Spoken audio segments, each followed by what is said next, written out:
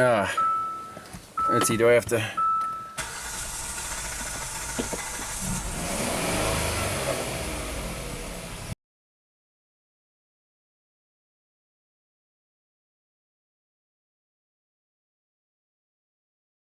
Hey everyone, welcome back to Pine Hollow out of Diagnostics. We're doing a house call because this Hyundai could not make it to my shop. The owner almost got stranded again. Now, this time, so we did the big repair with the sheared camshaft pin back in March. Right now it's July, so it's been 1, 2, 3, like almost 5 months. The car is done over 3,000 miles, problem-free. The owner was so pleased. It was getting like high, 28 miles per gallon. Amazing. He even texted me a few days ago. He's like, "The car's running great. Thank you so much for your work." And then the next day, he called me up. He's like, "I spoke too soon. The car, I was going up a grade, towing a little trailer, and it was hot. It was like 90 degrees. Car just started losing power, misfiring, check engine lights blinking, started blowing the blue smoke again, and pulled over, couldn't even restart it. Came back the next day, started up, drove it 5 miles here. He said it was not happy. So here we are. He said the codes, basic code scan was showing a cylinder 3 and cylinder 5 misfire, which is on the rear bank, not the front bank that we did the repairs on the camshaft. So like, okay, fine. Sure enough, code scan here. Now I told him try disconnecting the upstream O2 sensor, bank 1 sensor 1, just in case it was the same issue where the sensor goes nuts and the engine just overfuels itself. Apparently that didn't help. So everything's plugged in. Let's jump in here. Clear all these trouble codes out. Obviously the car is acting up, so we don't need freeze frame data or anything else. Clear fault code, yes. Okay. No trouble codes. Data stream, let's look at misfire counters. Misfire counters and I guess fuel trims. So just type in here misfire current cylinder 1, 2, 3, 4, 5, 6. That's all I want right now. Graph this, start it up. It's shaking.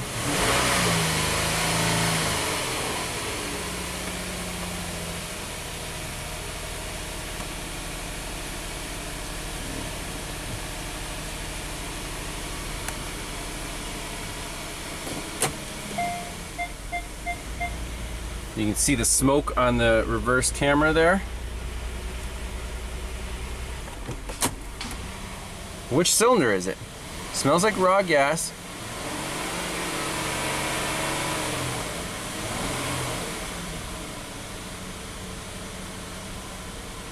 I wish this would show live data.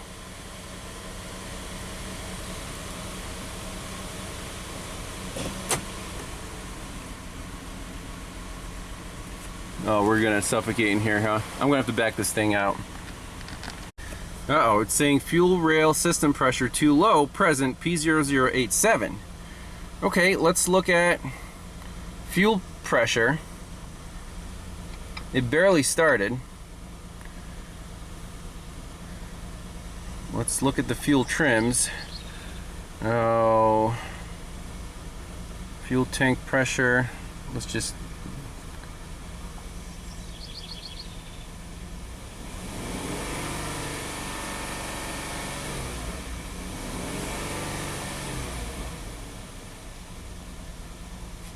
It almost feels like a leaky injector.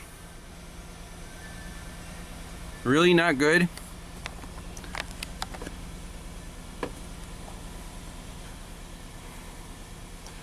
Let's type in pressure. Fuel tank pressure, high pressure sensor, high pressure sensor signal voltage.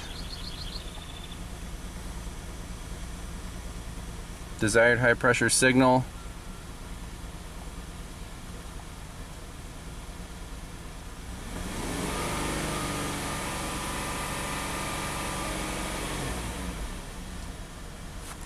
I think this thing is dumping fuel into one of the cylinders. Now which one? I want to look at these misfires.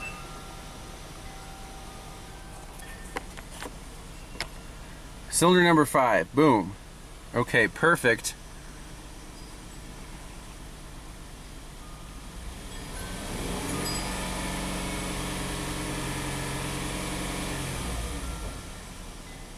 I bet that's exactly what's going on.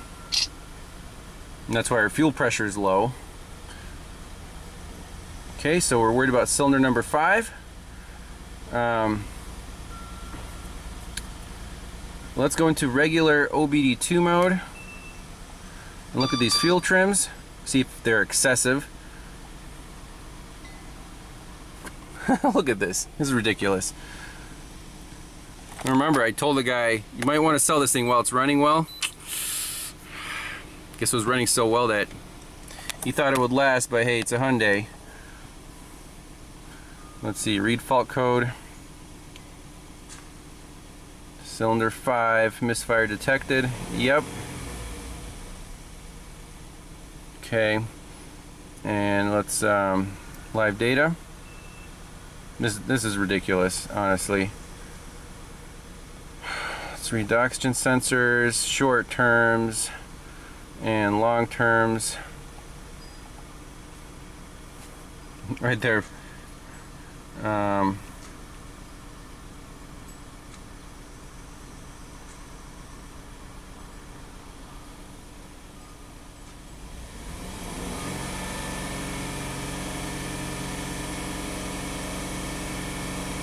So bank 2 sensor 1, let's graph that.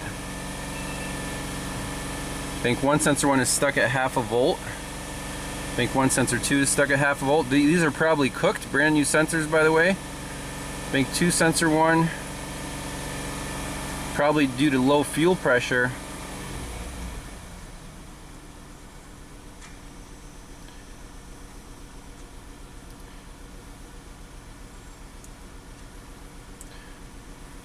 Well, now it's high. Short terms are 0, long terms, basically the whole car is disabled, you know, the feedback. I'm sure these oxygen sensors are cooked on bank 1.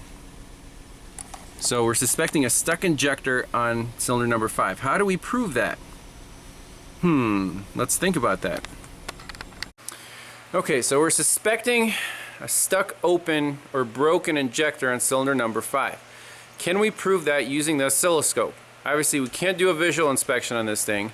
It's a direct injector. You have to look in the combustion chamber. Maybe the tip snapped off. I don't know. We can't even pull the spark plug out on cylinder number 5. It's, you know, it's buried under the intake. So we have to be smart about this. We can get to the wires, obviously. So 4 channels on the scope, and what are we connected to?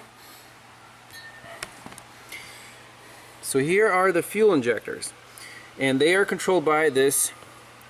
It's called the IDB injector driver box. Yes, these are not just 12 volt ground side switch. They are probably, you know, pulsed high voltage, like 40 volts maybe. We'll see on the scope if my camera decides to focus here. But anyways, I want to compare injector number 1 and injector number 5.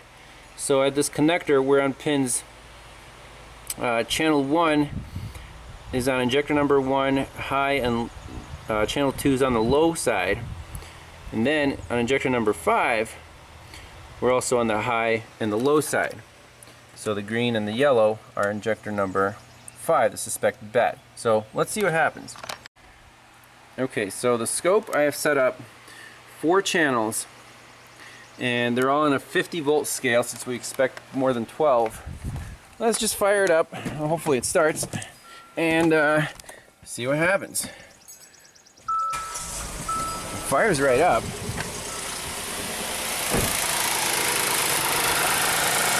Okay, we definitely see activity. We rev it up once, and we'll shut it down. Because this thing is not happy. It smells like raw gas.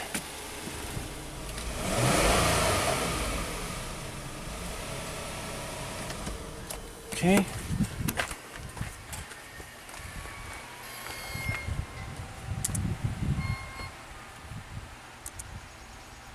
Okay, let me save those captures and we'll review. Okay, so let's take a look at the captures here. First of all, well, what do we see? The good injector, the red and the blue are kind of like buzz, buzz, and then missing, buzz, buzz, buzz, missing, buzz. Number 5 is they buzz on top of each other, the low and the high, and then it's just green right there. Okay? Then they buzz on top of each other, then it's just green right there. So when they buzz together, like let's see, let's pick one right here. Now we'll take another capture with high resolution. You can see this is kind of choppy. So right now nothing's happening to that injector. That's just both, both sides at the same voltage. Right here is when it actually opens. So when the low side is held down and the high side is buzzed, it opens, and here you can actually see a pintle hump. This is the injector closing, number 5. That makes perfect sense. What about the red one? For some reason these aren't aligned. I might have to check if I'm on the right wire, but we can see this pintle hump is very different. See the red one, it's kind of like almost like a little saddle and then down. That's a known good. This yellow one, it's really kind of stretched out. Let's find another one here, like right here. It's really stretched out versus the red one, which is, closes very fast versus slow to close. So let me check if I'm on the right wires. These red wires are actually crossed here, so I'm on the wrong one on channel 2. So let me reconnect my probe there, and then we'll bump up the sampling rate right here. It says 1 million samples per screen. We can bump that up, speed up the screen refresh, and get a really nice detailed waveform of these two injectors. Alright, so we're going to do another capture. Let's bump up the sample rate to 4 million samples per second, and we'll bump this down to 1 second per division. Let's fire it up one more time and collect that nice injector pattern.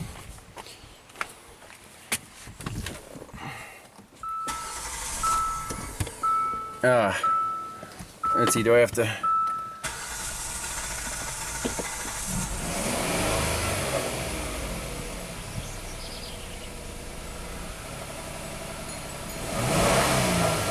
rev it up once, and we'll shut it down. Okay, so we have a nice high resolution image now.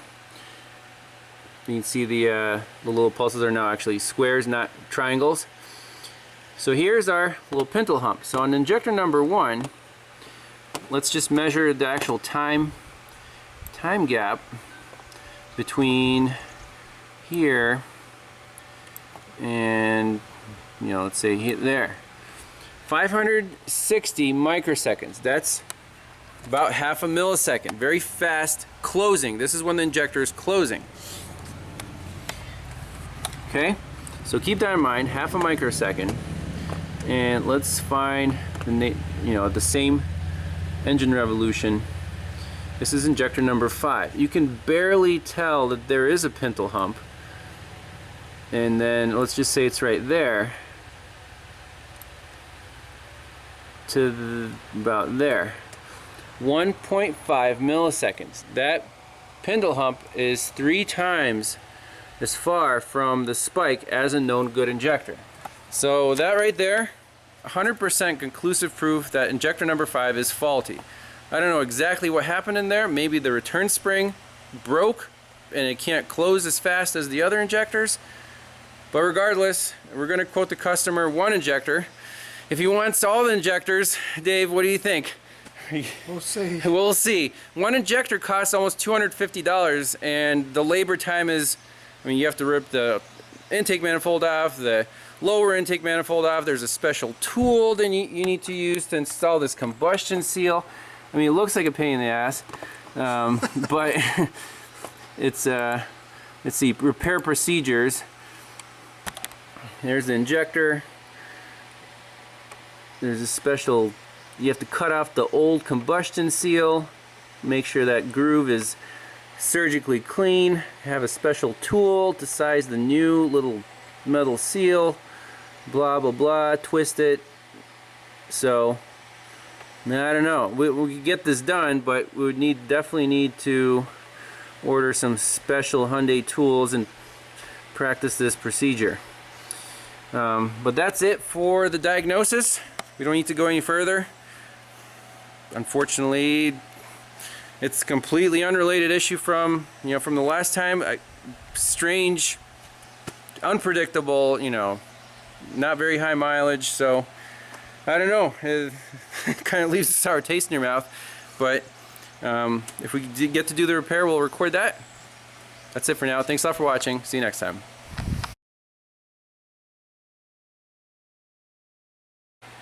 Alright, a little bonus footage. Since we're here, let's compare injector number 3 to number 5 and see if number 3 is exactly the same as number 1. So same settings, high resolution.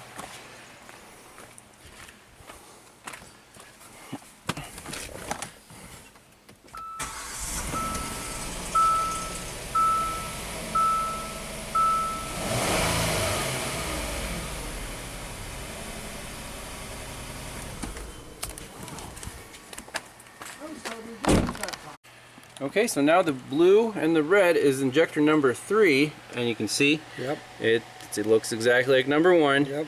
And number 5 has that long, shallow pintle hump, just like we saw before. So again, that's 100% proof that number 5 is faulty. So the customer said we'll just put one injector in and see if it'll make it more than 3,000 miles before the next unplanned breakdown. Alright, Dave. Alright, we'll make sure to videotape the repair too.